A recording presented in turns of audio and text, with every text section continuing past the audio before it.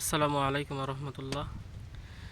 নতুনভাবে জমি তৈরি চলছে, ধান লাগানো হবে। এজন্য জমির যে আইল আছে এটাকে আমরা ছেটে নিচ্ছি, কারণ এই আইল ছাড়তে হয় ওই যে পাওয়ার টিলারের যে চাকা আছে সেই চাকা আইলের পাশ দিয়ে যাতে সহজেই যেতে পারে এবং জমি সুন্দরভাবে চাষ হতে পারে।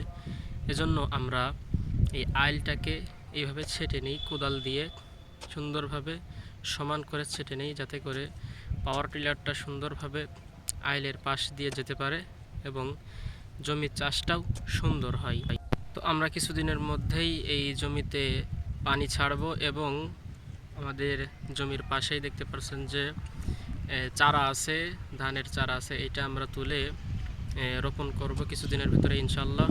এবং আমরা এর জন্য জমিটাকে আগে প্রস্তুত করে নিচ্ছি।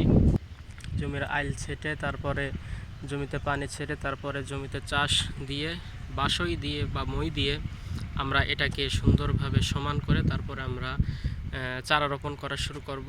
তো আমাদের এই জমির সাইডেই আমাদের চারা আছে, বীজতলা যাকে বলে সেটা আছে। আমরা এখান থেকে চারা সংগ্রহ করে আমরা এখানে যেই জমিতে আমি কাজ করছি এই জমিটা আমরা তৈরি করব চারা রোপণের জন্য। তো আমাদের জন্য দোয়া করবেন, আল্লাহ যেন আমাদের এই কৃষিকাজে বরকত দান করেন। আসসালামু আলাইকুম ওয়া রাহমাতুল্লাহ।